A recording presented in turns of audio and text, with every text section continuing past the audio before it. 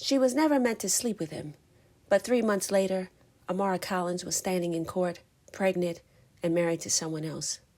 Let's take a look at her story.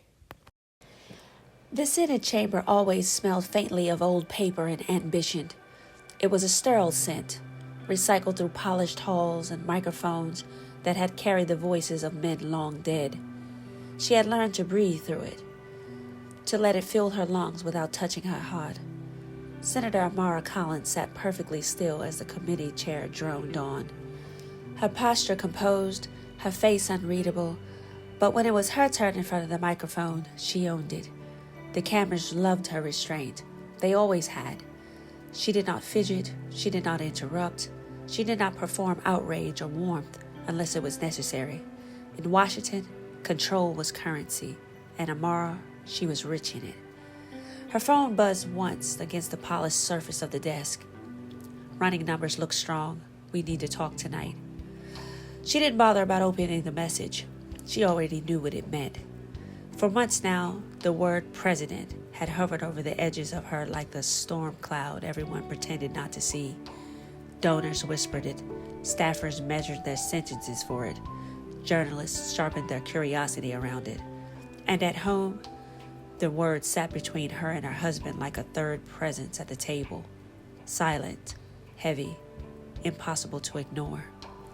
Daniel Collins had once been proud of her ambition. When they first met, she was a rising attorney with sharp eyes and sharper instincts. He admired her discipline, her clarity, the way she could walk into a room and quietly take it over without raising her voice. But admiration had its limits. Daniel's career had peaked early, prestigious, respected, stable. He had believed her success would orbit his, not eclipse it. That they would rise together, side by side, never crossing into competition. They had not planned for the shift. The arguments didn't start loudly. They never did. They began in pauses, in delayed replies, in dinners eaten separately at the same table. "You're never here," Daniel said one night, his voice tired rather than angry. "I'm here now," she replied calmly, setting her phone face down. "Physically," he said, "and that's not the same thing anymore." She looked at him then, really looked. The man that she had built her life with, whose disappointment felt heavier than any headline. She wanted to explain that the world didn't wait for women to be ready, that power was borrowed, not given, that if she didn't move now, the door would close quietly and forever. Instead, she said, "I don't know how to make myself smaller without disappearing." And that was the moment, and the night that something had broke. They had tried for a child once, quietly, methodically, doctors' offices that smelled of antiseptic and false hope, conversations stripped of romance and reduced to charts and probabilities. Daniel's diagnosis came back definitive, non-negotiable. "I'm sorry," the doctors had said gently. Amara nodded. Daniel stared at the wall. They mourned it differently. She mourned the absence of possibility. He mourned the loss of legacy. Neither knew how to comfort the other without reopening the wound. Eventually, they had stopped talking about children altogether. But Amara, she never stopped wanting one. The trip was meant to be loud. 3 friends, a coastal resort, too much wine, not enough sleep, a brief permission slip to exist without expectation. But one by one, the texts came in. Work emergency, kids sick, rain check. By the time Amara boarded the plane, she was alone.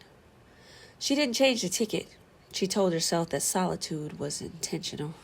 The city was unremarkable in the way that made it perfect. Seoul, Korea. A place that did not care who she was or what she carried on her shoulders. No one watched the news for her here. No one asked for selfies, or no one cared for small talk. No one recognized her voice, and no one cared when they heard it. For the first time in years, she didn't introduce herself with a title. She walked, she ate, and when she was hungry, she ate again. She slept without setting alarms. But then, one morning, she met him. They collided literally at the edge of a narrow street, where the sidewalk gave up its pretense of organization. "I'm sorry," they said at the same time. He reached out instinctively, steadying her elbow. His touch was warm, grounding. He didn't linger. He didn't pull away too fast either. No harm," he said.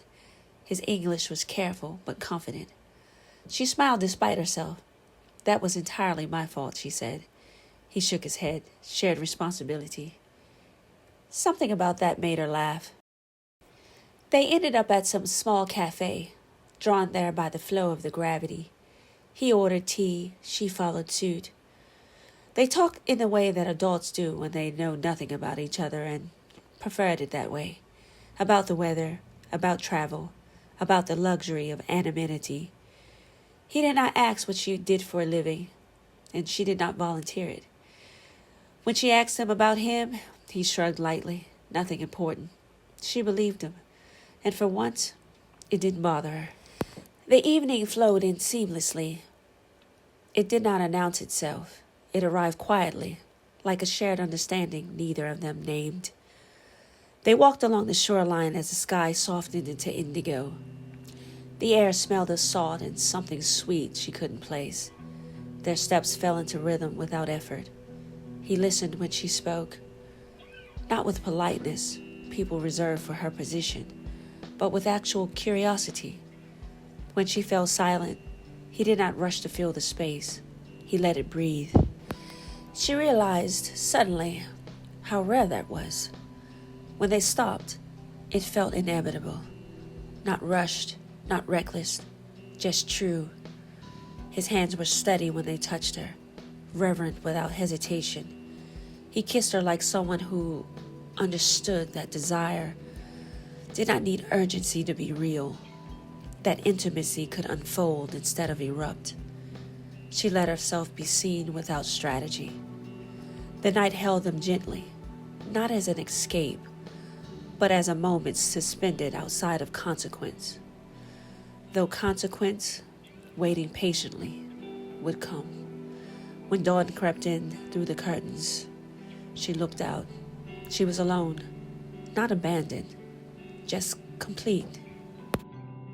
She left without having a name or giving one. Some moments were meant to remain intact only in memory.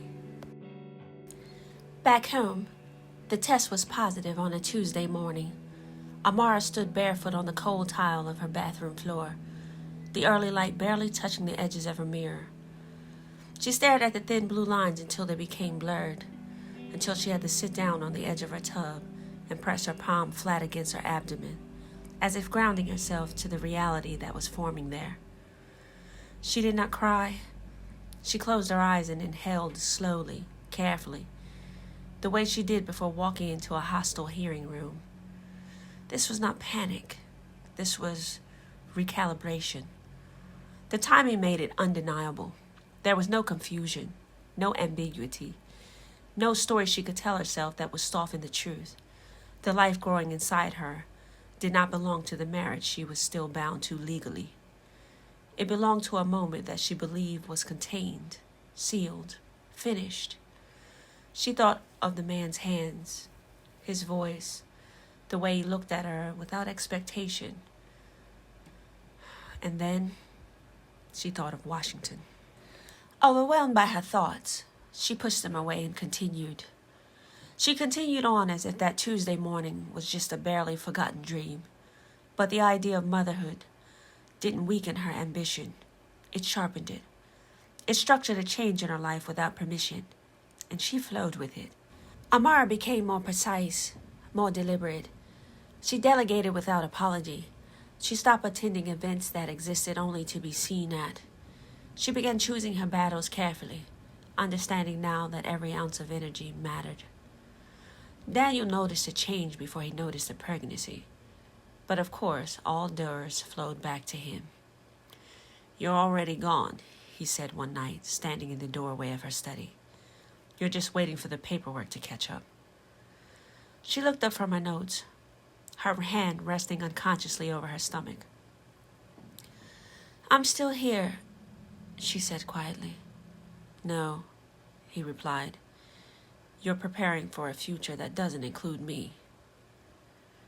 But this time, she didn't deny it.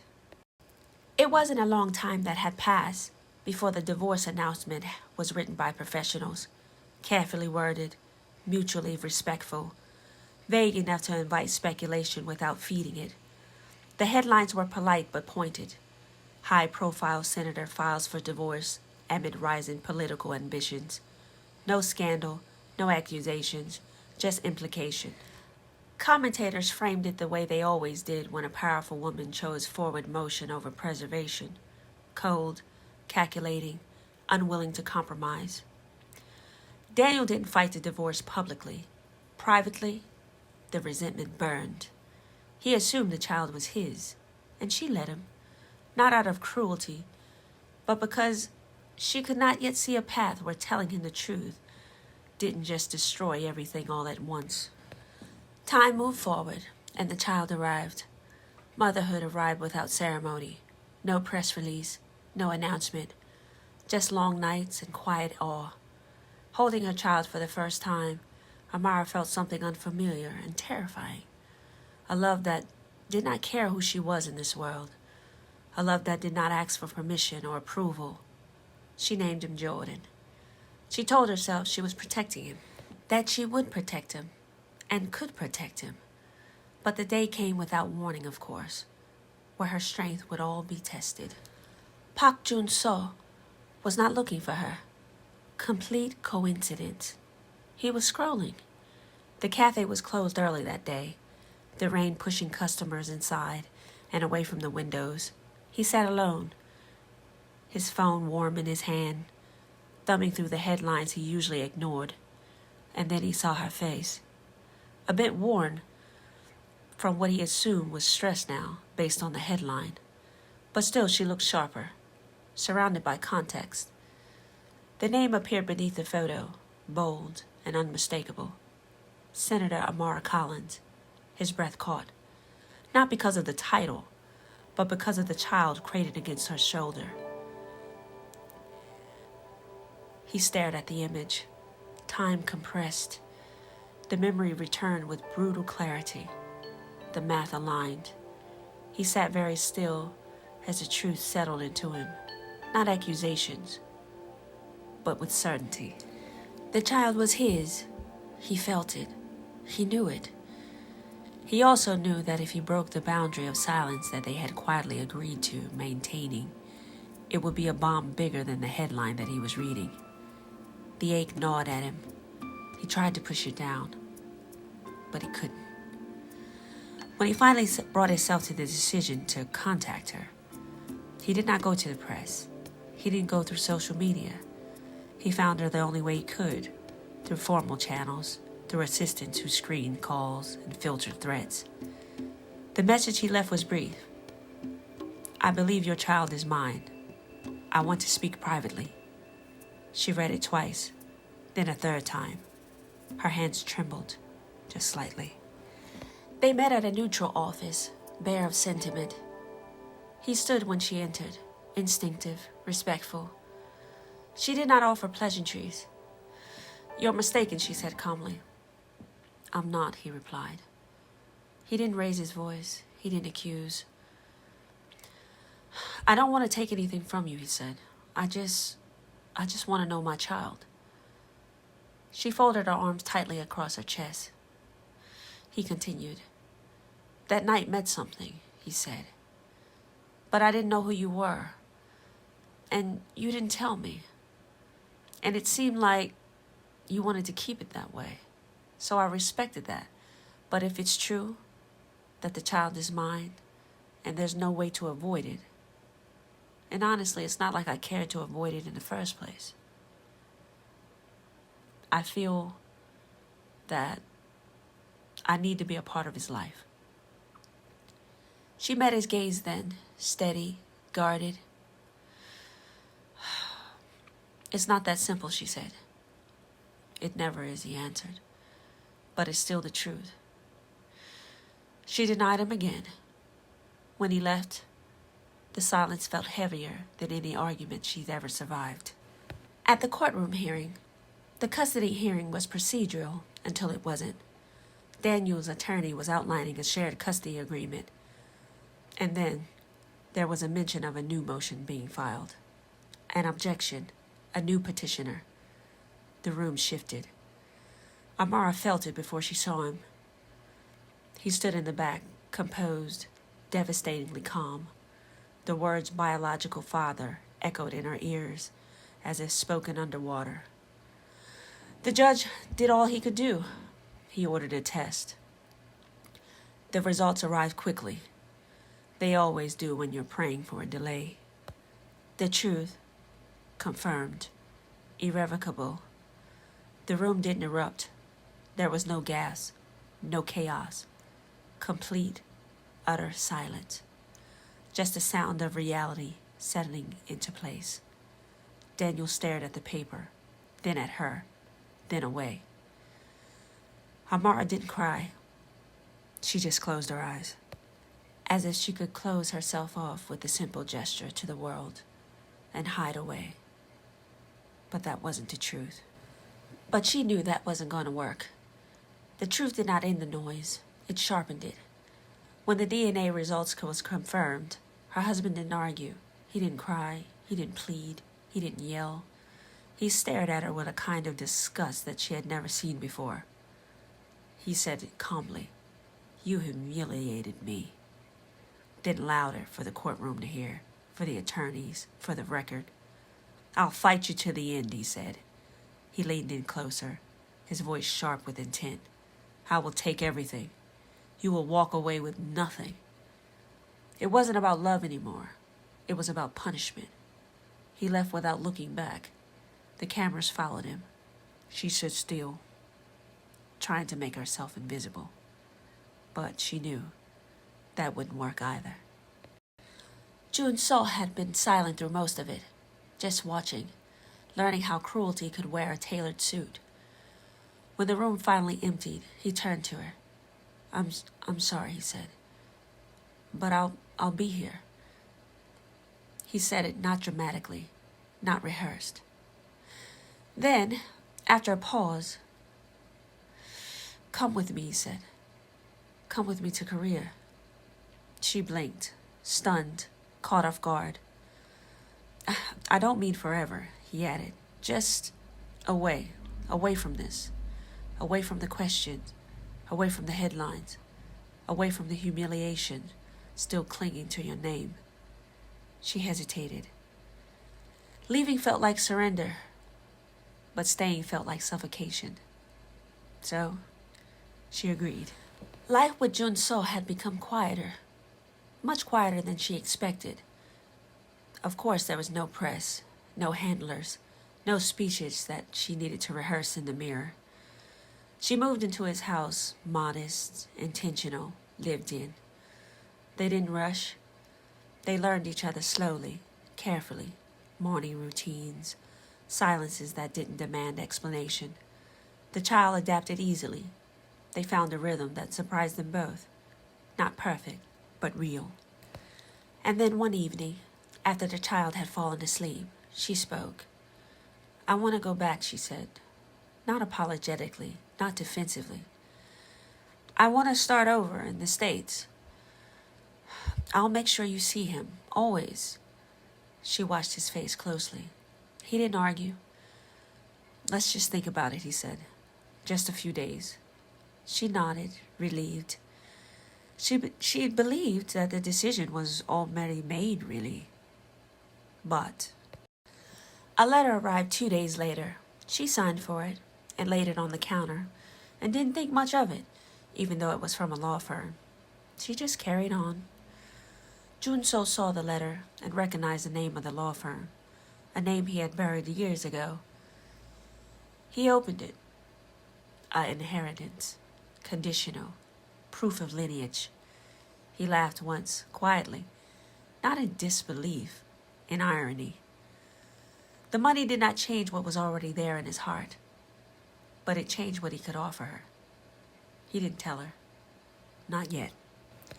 That night, he found her in the kitchen. Then he spoke. "If I asked you something," he said, "would you answer me honestly?" She looked up, confused. "If I asked you to choose, would you? Could you?" he said. "Choose what?" she said. "Us," he said. "Our family." She didn't respond immediately. "And not this," he added. "Not co-parenting. Not visits. Not compromises." He met her eyes fully. "A real life together," he said. "Even if you never get to return to the spotlight. Even if the career you built can't follow you." The silence stretched. "If it was whole," he continued, "would you choose it? Would you choose us?" "Think about it," he said. "And whatever you decide, I'll agree to it. I'll agree without a fight." His hand brushed over hers, and he walked away. She took one full day. No advisors, no phones, no rehearsals. She imagined the loss, the relief, the freedom, the fear. That night, she stood in front of him. "I would give it all up," she said. "No qualifiers. I would do it. I would choose us," she said. "Going back just seems like the practical thing to do, really. The responsible thing to do. I want our child to have a good life. And it's not that I don't think this is not a good thing. It's just, I don't know, the logical choice. To get up and lick my wounds and work again. But, yes, I would." He nodded. Then he handed her the letter. She read it slowly, looked up at him stunned. "You already had this," she said. "Yes," he said. "And you still asked?" "I needed to know," he replied, "that you weren't choosing me because it was easier." She swallowed. "I wasn't." Time went by, and the cameras would return eventually. They always did. It was in her blood, and he knew that. But this time, when they stood together, it was different. "I am the father," Jun-so said simply, "and I'll be present, not as a demand, as a declaration." They didn't rush marriage. They didn't try to erase the past. They built something steadier. Amara watched her son as he laughed in his father's arms, a sound so clear and unburdened. It eased her spirits. For the first time, the future felt uncertain in a way that didn't frighten her. It didn't feel stolen. It didn't feel compromised. It felt chosen.